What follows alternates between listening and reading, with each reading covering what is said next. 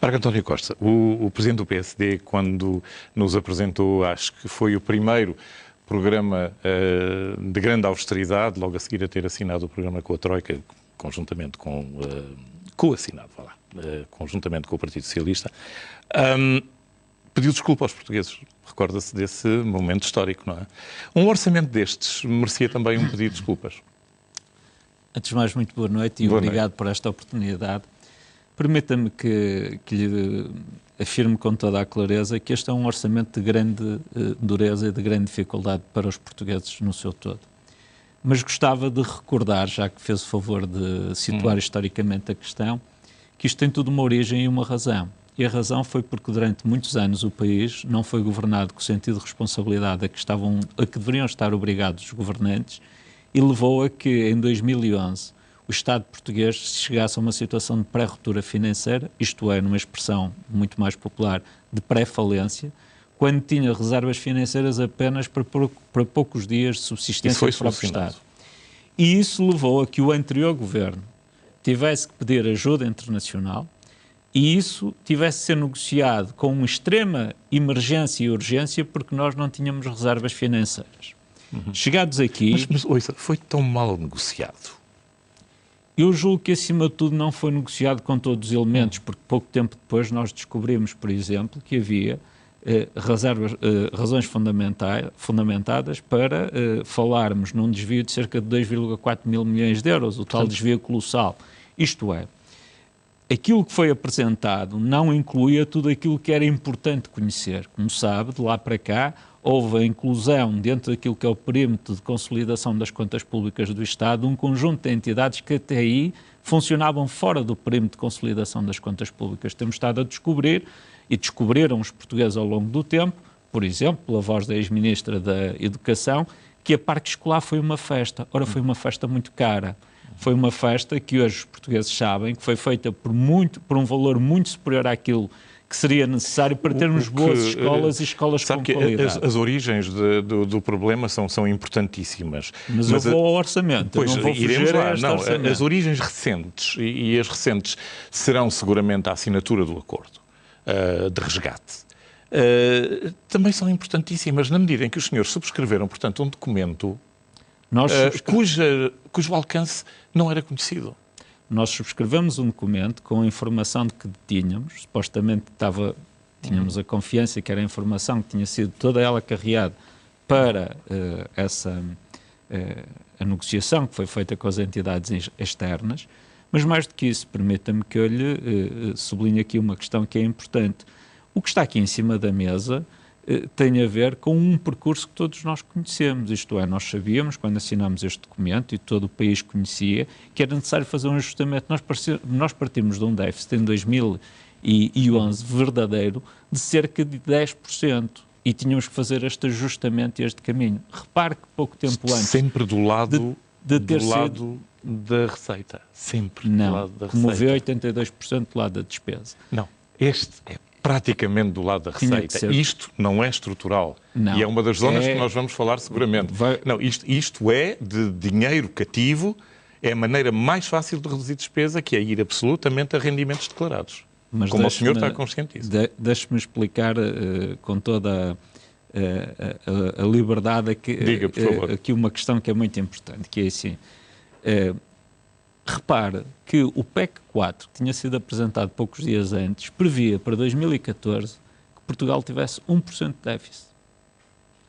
Quando o Partido Socialista, ainda recentemente, quando cá esteve a Troika na 8ª e 9ª avaliação, vinha propor 5%. Isto é, nós vivíamos um tempo em que quem apresentava as contas não apresentava as contas com a clareza e com o rigor que era indispensável. Nós hoje estamos a trabalhar sob um cenário de grande dificuldade. Sabemos que os portugueses têm a consciência de que o Governo fala de forma transparente e verdadeira a todos os portugueses sem exceção e que, apesar de muitas das vezes haver notícias que são torpedeadas o seu conteúdo pela oposição no sentido de assustar os portugueses, como aconteceu recentemente com as pensões de sobrevivência, a verdade é que há uma grande preocupação. Para susto, e o senhor vai-me eu vou sossegar nessa zona. Vou poder corrigir. Mas eu vou lá à questão que me estava a colocar. nós fizemos nos últimos anos um esforço de consolidação muito importante. Nos últimos 2 anos, os portugueses no seu todo foram chamados a um esforço gigantesco, coletivo, de ajudar o país a sair da situação em que o anterior governo nos entregou. Este esforço gigantesco hoje tem resultados à vista. Não é por acaso que nos últimos meses, e o segundo trimestre e o terceiro trimestre comprovam, o segundo trimestre tivemos um crescimento económico, quando olhado em linha, de 1,1%. O terceiro trimestre, os dados que são conhecidos confirmam que esse crescimento económico continua a existir. Há um aumento do emprego, isto é, foram criados postos de trabalho. A nossa economia criou postos de trabalho. As exportações cresceram significativamente e a produção industrial foi recorde no mês de agosto na Europa. O crescimento da produção industrial foi de 8,2% e foi a maior na União Europeia. Isto é, o país está a apresentar sinais concretos desta viragem gigantesca que está a fazer na sua economia e na sua orientação estratégica, porque era insustentável continuar a viver exclusivamente assente numa estratégia que o anterior governo definiu, que era uma estratégia assente no investimento público, portanto, despesa pública e consumo privado. A vossa bandeira foi a da reforma do Estado e eu a pergunta que vou insistir, muito consigo, onde é que ela está? Olha, porque este corte, como o senhor referiu aí, este corte na despesa do Estado, sim, em salários, não é um corte saudável, não é um corte não é um resultado de reforma do Estado. A reforma do Estado não vai reformar o Estado empobrecendo quem trabalha para o Estado. E é o que está a passar. A reforma do Estado, e já agora permita-me também que é uma questão importante que eu refira, é que a reforma do Estado assenta em 2 eixos fundamentais. O primeiro dos eixos tem a ver com a definição daquilo que são as missões estratégicas do Estado. E isso, oportunamente, o Sr. Vice-Primeiro-Ministro terá a oportunidade de apresentar um documento estratégico. Eu já se tinha comprometido a entregar o documento. Mas o Sr. Vice-Primeiro-Ministro seguramente fará oportunamente. Mas os senhores são uma unidade, não podem remeter para um membro o Mário Crespo desse colégio. Eu sei que não, mas o Mário Crespo conhece-me, se há elemento que eu tenho é ser sempre solidário com as pessoas com quem trabalho. E conhecendo-me também sabe que eu argumento com isso. Porque obviamente, quer dizer, faz-se uma promessa e delega a responsabilidade no Vice-Primeiro-Ministro que não entregou.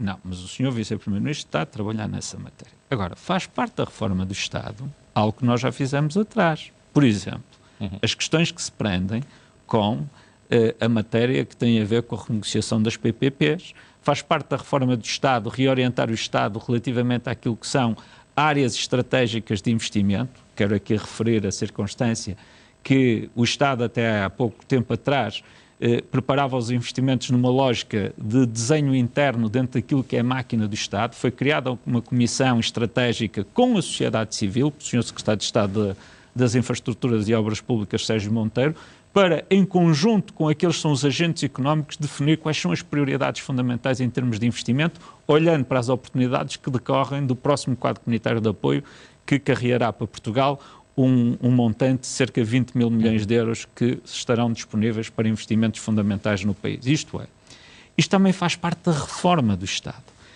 Falando da reforma do Estado, eu dou-lhe um exemplo. No âmbito daquilo que é o PREMAC, que foi um programa... Descodifique, por favor. O PREMAC foi um programa, não tem nada a ver com o antes do Marco António Costa. Foi um programa de reforma da administração pública central, da administração central. Este PREMAC levou à extinção de vários institutos públicos, a fusões e à redução muito significativa de muitas chefias na administração pública. Eu dou-lhe um exemplo em concreto. A Segurança Social reduziu significativamente o número de chefias e isso não se fez sentir na capacidade operacional. Promoveu-se a fusão de muitos organismos. Dou-lhe um exemplo concreto. O Instituto de Desporto, o Instituto da Juventude fundiram-se e não deixou de haver um melhor desempenho em virtude disso. Portanto, tem havido um trabalho no que diz respeito àquilo que é a reforma da administração pública. A reforma do Estado é algo mais ampla. No âmbito da reforma das funções sociais do Estado, nós temos trabalhado em matérias muito significativas. Dou-lhe o exemplo daquilo que é o trabalho, ou daquele que tem sido o trabalho feito, por exemplo, pelo Sr. Ministro da Saúde, para garantir que os hospitais que estavam quase todos falidos tecnicamente que não tinham condições para continuar a receber medicamentos dos fornecedores porque a dívida superior a 3 mil milhões de euros que o anterior governo nos deixou à indústria farmacêutica, porque não pagou durante vários meses, ou diria anos, à indústria farmacêutica, e fomos ameaçados, vocês noticiaram, que deixaria de ser fornecida, haveria interrupção de fornecimento de medicamentos ao Serviço Nacional de Saúde, que nos levou a pagar 1.500 milhões de euros de dívidas à indústria farmacêutica. Essa reforma, por exemplo, ao longo destes anos, tem sido quase sempre atacada dizendo que está a ser reduzida a capacidade operacional do Estado na área da saúde. É mentira. Todos os dados, número de consultas, primeiras e segundas consultas, número de cirurgias, apoio direto ao cidadão, todas as estatísticas revelam que tem aumentado a produtividade. Essa é a reforma, e são processos administrativos. Não, é reforma, porque é uma reforma organizativa que também está a acontecer. Agora, reportando-nos a este Orçamento de Estado, que eu julgo que é uma matéria que seguramente os portugueses precisarão de ouvir. Este Orçamento de Estado tem notícias muito positivas que não foram até hoje aqui referidas. Este é o Orçamento de Estado que, apesar de todos os sacrifícios que está a pedir a muitas pessoas, nomeadamente pensionistas e funcionários públicos, que mais uma vez, pelo terceiro ano consecutivo, também irá permitir o aumento das pensões mínimas em Portugal. Os pensionistas das pensões mínimas em Portugal, durante muitos anos, foram tratados ao mesmo nível dos pensionistas das pensões mais altas. Estamos a falar de pensionistas com pensões de 180 euros, 190 euros, 240 euros. E que, no passado, quando havia fartura, quando o Estado se dizia com grande fartura financeira, tratou esses pensionistas ao mesmo nível dos pensionistas de 5 mil, 6 mil euros. E agora, estes pensionistas vão ter uma discriminação positiva relativamente aos outros. É verdade. Isso é seguramente benéfico.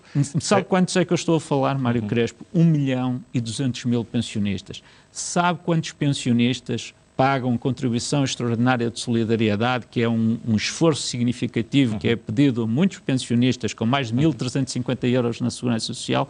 77 mil pensionistas. Isto é, nós pedimos a 2,8% dos pensionistas da Segurança Social um esforço através da contribuição extraordinária de solidariedade e, por outro lado, aumentámos 1.200.000 pensionistas da Segurança Social, que significa quase 40% dos pensionistas da Segurança Social que têm pensões muito baixas. Nessa engenharia, que nessa zona tem, obviamente, um aspecto humanístico importantíssimo, os senhores estão a entrar em zonas de algum melindre, para não dizer mesmo perigo.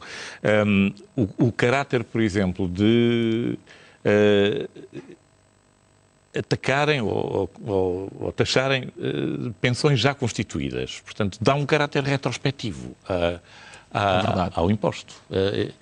Isso é contratualmente significativo. Isso cria uma instabilidade que o Marco António Costa, como antigo Secretário de Estado de Segurança Social, está mais consciente do que... Como cidadão. Como cidadão está mais consciente de qualquer Permita-me que lhe diga, não há nenhum político que tome uma decisão desta natureza ou que se sente no lugar em que eu estou aqui para falar aos portugueses através de uma televisão, que tenha prazer e satisfação em apresentar estas medidas e defender estas medidas. Mas há uma obrigação de consciência cívica também que nos obriga a fazer isto. Porque o que estamos a fazer é salvar o país de uma situação a que foi levado em 2011. E nós estamos a salvar o país para criar condições de sustentabilidade ao país. Eu vou-lhe dar dois números que são muito importantes. Permita-me, eu vou ser impreciso pela forma grosseira como apresento os números no seu valor total, mas os portugueses perceberão seguramente melhor esta questão. Em 2002, nós recebíamos de contribuições da Segurança Social 10 mil milhões de euros. E repagávamos de pensões, do conjunto das pensões da Segurança Social, 8 mil milhões de euros. Em 2013, pagaremos 14 mil milhões de euros de pensões e receberemos contribuições da Segurança Social 12 mil milhões de euros. Isto é, passamos de uma situação superavitária para uma situação deficitária. Isto é só com o pagamento de pensões? Ou inclui subsídios também? Só pagamento de pensões. E estou aqui a considerar todas as pensões, incluindo as do sistema de solidariedade. Por exemplo, porque são não contributivas. São não contributivas, mas é para perceber o peso, a alteração é a diferença. Agora, seguramente que o país tem duas velocidades, mas quem contribuiu... Segunda questão, deixe-me só dizer-lhe uma coisa que é muito importante. Sistema contributivo.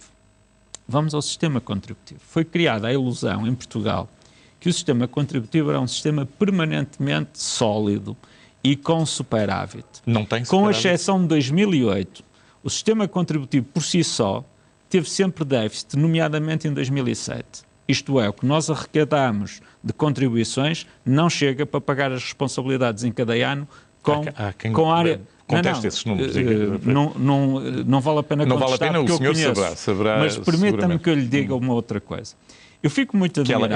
A Segurança Social é deficitária se incluir as prestações não contributivas. Não, estou a falar só do sistema contributivo. Estou só a falar do sistema contributivo, daquilo que se recebe de contribuições e aquilo que se paga. Tem acumulado permanentemente déficits, com exceção do ano 2008. Permita-me uma outra questão. Como é que isto tem sido resolvido nesses anos? Através do financiamento via saldos de outros sistemas da Segurança Social. Para ter uma ideia, no ano de 2009 e no ano de 2010 foram gastos saldos na Segurança Social. Por acaso o ano de 2009 até foi ano eleitoral com 3 eleições. Nesse ano foram gastos 1.700 milhões de euros de saldos da Segurança Social. Em prestações foram aumentadas antes das eleições e foram cortadas a seguir as eleições. Seria inevitável. Não são as minhas contas, são os relatórios do Tribunal de Contas que provam que foram gastos 3 mil milhões de euros. Deixe-me só dizer isto, foram gastos 3 mil milhões de euros de saldos da Segurança Social em 2009 e 2010, que hoje seguramente seriam muito importantes. A imagem que nos está a dar, e para quem nos segue é uma imagem útil e é importante, é de uma inevitabilidade do que se está a passar, portanto, que as pessoas têm que se resignar. O Primeiro-Ministro poderia pedir desculpas outra vez, santa paciência, mas o que tem que ser tem muita força. É essa a atitude. Permita-me que eu lhe diga o seguinte. O Primeiro-Ministro é uma pessoa que tem permanentemente mantido uma postura de total transparência com os portugueses. Ele não foge às questões e ele pediu desculpa no momento em que tinha dito aos portugueses que não permitiria o aumento de impostos e depois a evolução que a situação teve em 2010 obrigou a que nós dessemos, na altura, cobertura a um orçamento de Estado que aumentava impostos para 2011. Se bem se recorda, é a famosa conferência de imprensa da Coca-Cola do engenheiro Sócrates. Eu acho que não preciso dizer mais nada aos portugueses. E o Mário, se tiver a oportunidade de um dia desses de passar essa mensagem. De um lado tínhamos o líder da oposição. Repare bem na diferença. O líder da oposição, que era o Dr. Pedro Passos Coelho, colaborou com o governo que estava em funções para tentar evitar a derrocada financeira do país. Hoje ele é Primeiro-Ministro e não recebe a mínima solidariedade, nem a mínima disponibilidade do Partido Socialista para colaborar em qualquer iniciativa para ajudar... Essa seria, na sua opinião, uma saída para a crise de decisão política que nós temos? Eu acho que era indispensável que o Partido Socialista, já o afirmei aqui, que tivesse uma atitude de maior colaboração. Eu dei-lhe aqui exemplos de vários ex-líderes do PS, o professor Marcelo Rebelo de Sousa, o doutor Luís Marques Mendes, a doutora Manuela Ferreira Leite, que na oposição colaboraram como líderes da oposição, o Dr. Pedro Passos Coelho, com governos do Partido Socialista para resolver questões concretas e importantes para o país. Nós temos ainda, e eu poderia continuar a insistir, quer dizer, a reforma concreta do Estado. Vamos lá ver, a reforma das estruturas das empresas públicas. Mas deixe-me falar-lhe aqui de uma questão. Eu deixava, mas já passamos, não sei se sabe, 20 minutos seguidos. Desculpa, é o entusiasmo de falarmos sobre matérias importantes. Não, é a densidade da matéria e a complexidade da matéria também. A percepção que há nacional, e o senhor saberá disso também, é que reforma não há e que os senhores continuam a ir ao lado onde está o dinheiro. Não. Mais fácil de recolher, arrecadando impostos sucessivamente mais avultados, dificultando as nossas perspectivas de vida, afetando contratos sociais que nós considerávamos sagrados até aqui. O contrato de pensão se me permitir que eu explique este das pensões muito rapidamente. Eu permitia, mas eu tenho que lhe fazer uma pergunta. Tenho que perguntar sobre Angola, obviamente, que o senhor terá também aí um esclarecimento a dar-nos. Consegue fazer isso rapidamente? Consigo. Pensão de sobrevivência. Foi criada uma imagem aos portugueses durante uma semana, assustando os portugueses. E o Partido Socialista deu nisto uma grande colaboração. Eu espero que o Partido Socialista peça desculpa aos portugueses, porque hoje foi revelado um documento que em 2006 o Partido Socialista... como sabe, são terríveis, mas falaremos disso a seguir. Ouça, é muito importante, porque o Partido Socialista em 2006 apresentou na concertação social um documento estratégico quando propunha exatamente aquilo que nós estamos a fazer nas pensões, que é a aplicação da condição de recursos. Ora seja, quem mais ganha Contempla-se quem mais ganha. Receberá mais quem mais precisa. Isto é um princípio. Quando os recursos não são infinitos, há que concentrar tudo o que estiver ao nosso alcance na margem da população que mais precisa do nosso apoio. Foi isso que fizemos com os trabalhadores. Repare, violação fundamental de um contrato. Não, este governo... Mas está bem, é o que os tempos exigem. Sabe que é muito importante explicar aqui uma questão que é fundamental. Os portugueses têm consciência de uma coisa muito importante. É que este governo está a assegurar que haja Estado Social, porque o anterior governo levou a que quase acabasse o Estado Social por falência do Estado. Temos que avançar só com um aspecto.